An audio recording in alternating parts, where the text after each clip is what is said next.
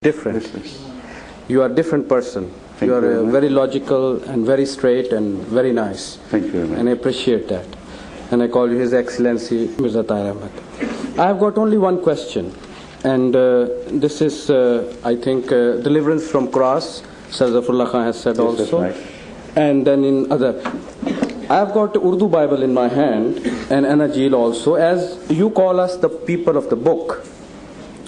So, if we are the people of the book and we believe Anajil and all that, in John's Gospel it says that when Jesus was on the cross, you see, according to Jewish and according to Greek thinking, any person who is left on Sabbath day on the cross, you see, and the Sabbath has arrived, that will violate the yes, yes.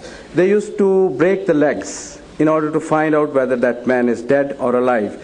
So the two persons who were with Jesus Christ on the cross of Calvary, their legs were broken. Their legs were broken because they never died. But not that of Jesus Christ. Not of Jesus Christ, because he died already. But according to Mirza, His Excellency Ghulam Ahmad Qadian, Jesus in India, he wrote a book. He was delivered alive from the cross. Alive from the cross. So how it can be, while the book of the Gospel of Matthew, John, and Mark, and other, and then even if you had not quoted the Gospels, I would readily agree with you that the legs of Jesus Christ were spared. They were not broken. Yes. It's only a question of what you read in that. Yes. So he died on the cross. No, he didn't. What I'm saying is that the whole scenario has to be rebuilt before you make a judgment. Not only what happened at the cross, but just before that and after that, and how was Jesus seen according to the same Gospels whose authority you are quoting. So when I build that scenario, then there will be more questions to be answered, this time by you, not by me. You see, I'm going to tell you, number one, he promised that he would leave them and go to the lost sheep of Israel. Did he not? Mm-hmm. And the crucifixion took place, and he, according to the biblical, the gospel writers, he returned to heaven. Did he not? Mm-hmm. And were there any lost sheep of Israel in the heaven at that time? Mm-hmm. Were any herds of the house of Israel, herds of sheep, or herds of people belonging, of course that's the meaning, lifted to the fourth heaven or fifth heaven or whatever it was, so that Jesus could keep his promise and go to them? Obviously not. Then he also promised them that no sign will be shown unto this generation of this and that, simple people, but the sign of Jonah, the prophet of the fish. Right? Yes. 3 days and 3 nights. Right, yes. So was Jonah kept 3 days and 3 nights in the belly of the fish, alive or dead? If he was kept alive, if he was delivered from near death, then this is the sign which one expects of Jesus Christ to show. And then now come just close to the time where we find Jesus praying and also reminding his followers around that this is no time for sleep, get up and pray. And he was almost shedding tears of blood. And then he prayed to God that I don't want this. Please wave off this bitter cup from me. But still I submit that thine should be done. If you have decided that I must be sacrificed, then go ahead and do it. As far as I am concerned, I am praying to you not to make it happen as it's happening, it's about to happen. Now, this description of the Bible takes away the spirit of deliberate sacrifice on the part of Jesus altogether. So that means that it was God who was forcibly slaughtering his son And the son was all the time beseeching him not to do that. But at the same time, he must have received an assurance from God that he will be saved from the ignoble death.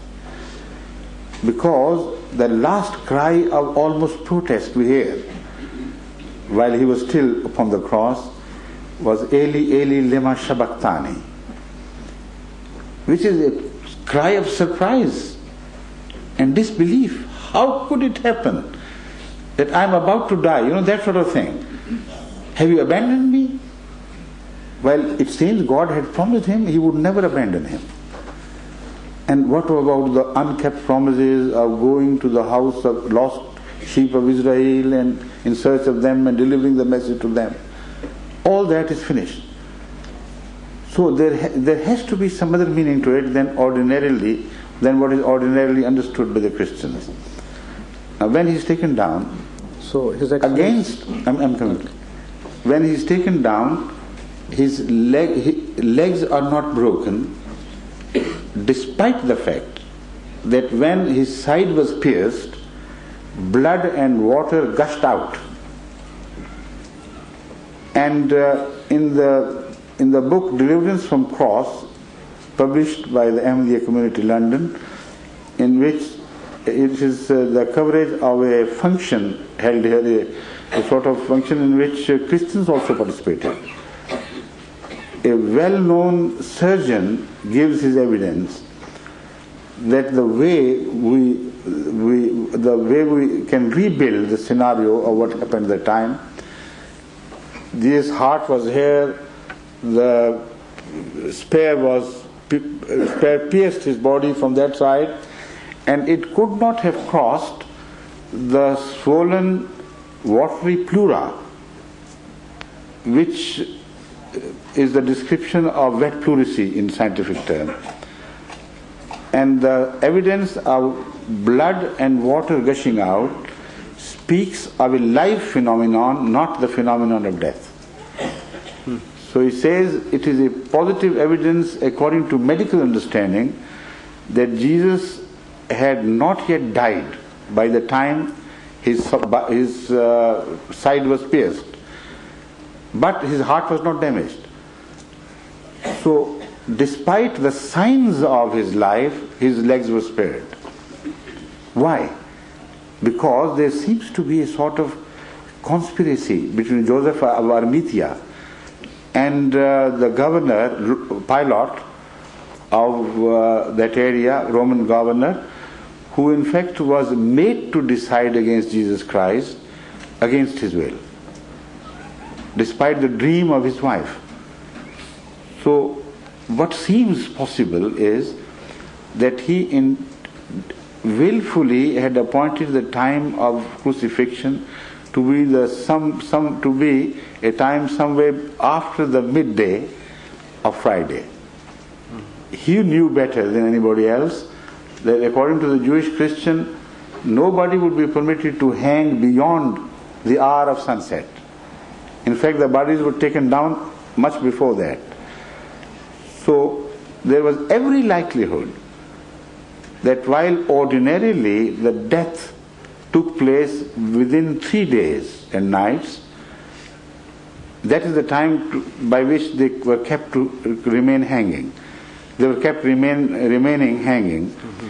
And despite that, there was an additional precaution. The legs should be broken, lest if they were alive, they should die. So in case of Jesus Christ, he hung upon the cross only for 3 or 4 hours. Mm-hmm. Because according to the time of the year, the days had already started shortening. Now they were still short, and they were not yet elongated as we find in the summer. And before the sunset, the bodies of all these 3 were taken down. Although the legs of the criminals were broken, he was spared. Why? I believe out of special courtesy and out of some secret order.